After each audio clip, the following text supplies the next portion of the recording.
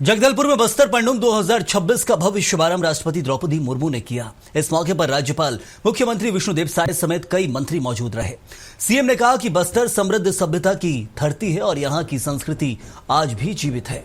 उन्होंने नई समर्पण नीति से आए बदलावों का जिक्र करते हुए कहा कि अब बस्तर में डर की जगह भरोसे ने ले ली है और स्कूलों की घंटियां गूंज रही हैं।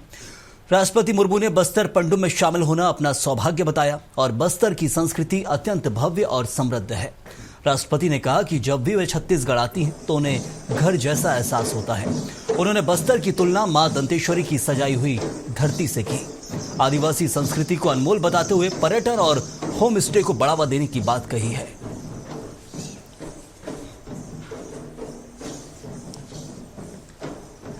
और आज अपना अमूल्य समय निकालकर यहाँ पर पधारी है।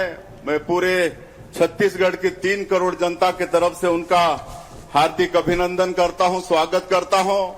आज हो रहा बस्तर पंडुम का शुभारंभ बस्तर और छत्तीसगढ़ के साथ ही संपूर्ण जनजातीय संस्कृति के लिए गौरव का क्षण है। आज का ये ऐतिहासिक अवसर बस्तर की आत्मा के उत्सव का दिन है। यह बस्तर की संस्कृति के गौरव और आत्मसम्मान के उत्सव का दिन है। बस्तर पंडुम केवल एक आयोजन नहीं है, यह बस्तर के जनजातीय समाज के जीवन, उनकी आस्था, बोली, भाषा, नृत्य, गीत, वेशभूषा, खान पान और उनके जीवन दर्शन का जीवंत प्रतिबिंब है।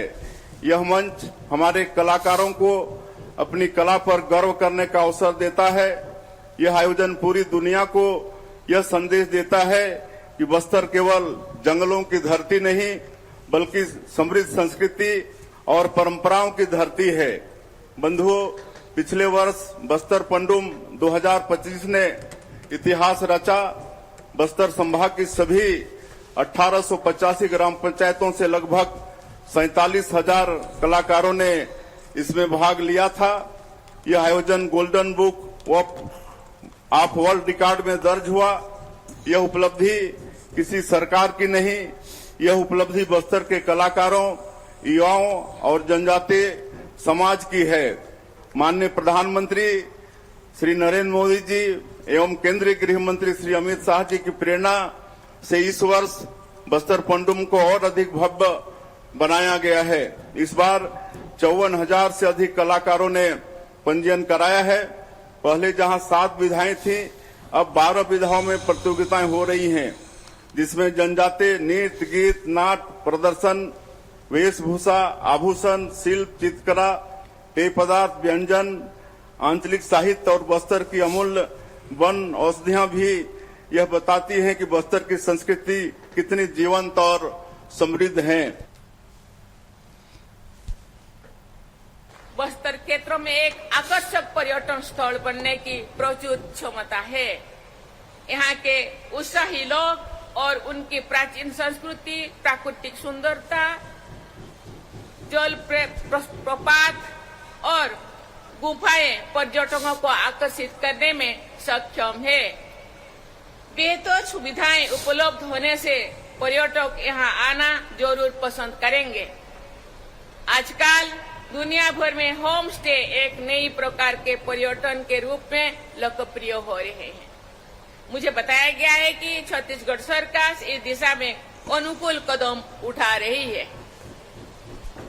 देवियों और सज्जनों, बस्तर की सुंदरता और यहाँ की संस्कृति हमेशा से लोगों को आकर्षण कर रहा है, लेकिन दुर्भाग्य से 4 दशकों तक ये क्षेत्र माओवादी से ग्रस्त रहा था। इस कारण यहाँ के निवासियों ने अनेक कष्ट झेले। सबसे ज्यादा नुकसान यहाँ के युवाओं, आदिवासियों और दलित भाई बहनों को हुआ है। भारत सरकार की माओवादी आतंक पर निर्णायक कार्रवाई और परिणाम स्वरूप वर्षों से व्याप्त असुरक्षा, भय और अविश्वास का वातावरण अब समाप्त हो रहा है।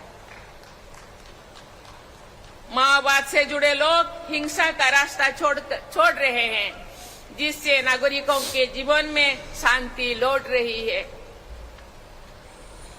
मुझे बताया गया है कि छत्तीसगढ़ में बड़ी संख्या में पहले माओवादी से प्रभावित लोग रहते थे और वो लोग आज आत्मसमर्पण कर चुके हैं।